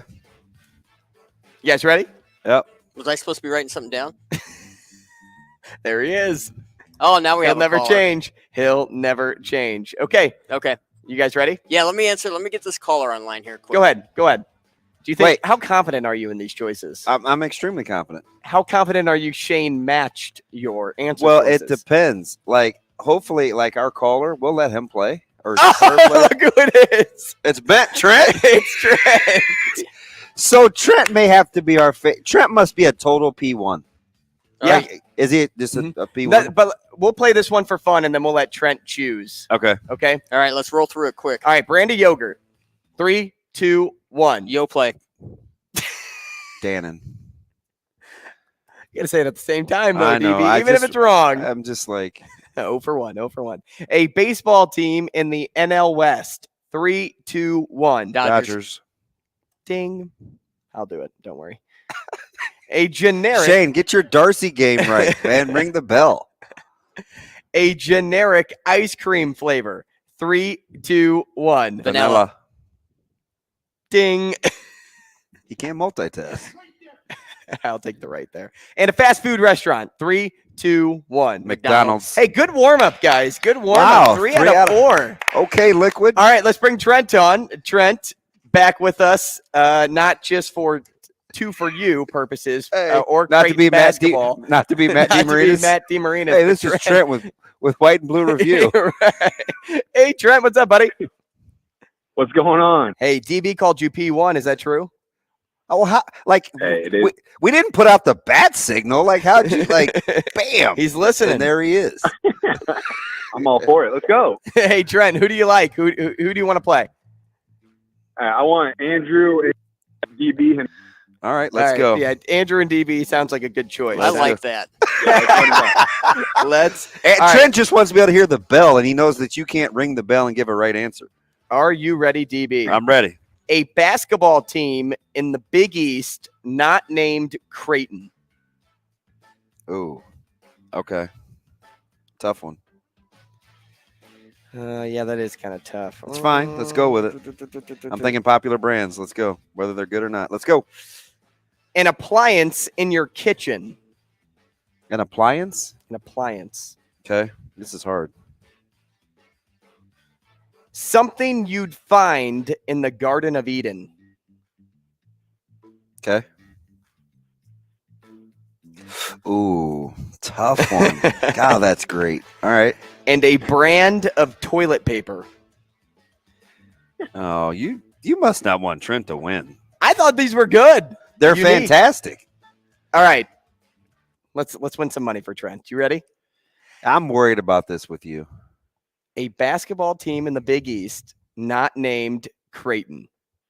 3, 2, 1. Georgetown. Butler.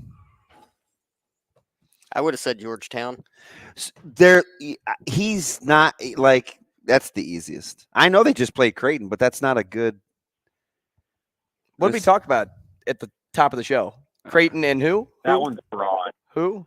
Right? That's a tough one, Trent.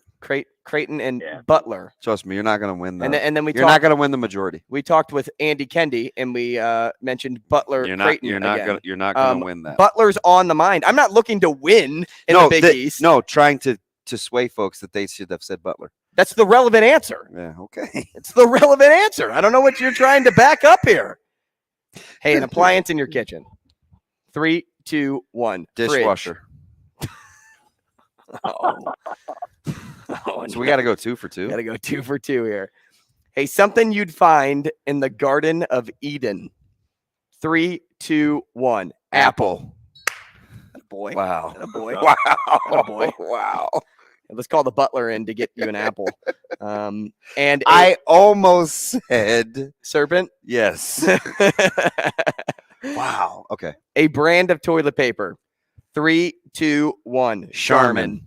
Bang! Let's go. Hey, we only got him $20 down the stretch. That was only 10 because we couldn't even double down because we missed the first. I'm still 2. mad you said Butler. Butler was the right answer. I feel some type of way about that. Hey, Trent, you won $10. Come down to Hale Varsity Club at the hostess stand. They'll have a $10 gift card for you anytime. Hey, that is awesome. I don't know how you finished, though. Yes, it is. We finished. Thanks, We Trent. finished in games. Trent, good work there. Good work. I'm Team Trent. We are Team Trent for sure. Even we should bring Trent in studio for a breakfast with Benning. But listen, I guess with the breakfast. so you know show. what we should do, Shane? You should have cut that up and save it. Lay his voice over Matt DeMarinis. They almost even sound the same. Trent just has better phone quality. I'm trying. And that's what you notice. They're I'm telling you, they sound a lot alike. And they're both they're funny. He had me. And I talked to Matty. I should know. Well, it's tough because when you don't physically see the person, it's almost like the game we played yesterday prior to morning dump. You were playing song voices, like vocals. Oh yeah, of singers. from let's get the song title right before Jay. We Are the World. Yes, by USA for Africa. Right. We were playing "We Are the World," and you couldn't look at the computer screen. We're all about being educated. And we were like, "Who is singing this?" Shane was Nails, although you both thought Michael Jackson was a woman. Mm-hmm. I think I think he's the most recognizable. No, you know why I thought it? No, Bruce Springsteen was. Even though you said, who'd you say for Bruce Springsteen? The best. I don't remember. The best person in there. You didn't even sing, but it was Quincy Jones. He doesn't sing long enough. Yeah. Right. It's just a quickie. Is that it? You know about those. We're already done. What happened? And guess what? It's not snowing yet. The show is over? What the heck? Well, I guess we're going to morning dump next. Hey, how many coaches do you think are practicing right now? Wait. Hey, no snow. Get on my group text. Hey, kids, let's get in the gym. You feel some sort of way about that, DB. Oh, man. We'll see you tomorrow on Coffee and Cream.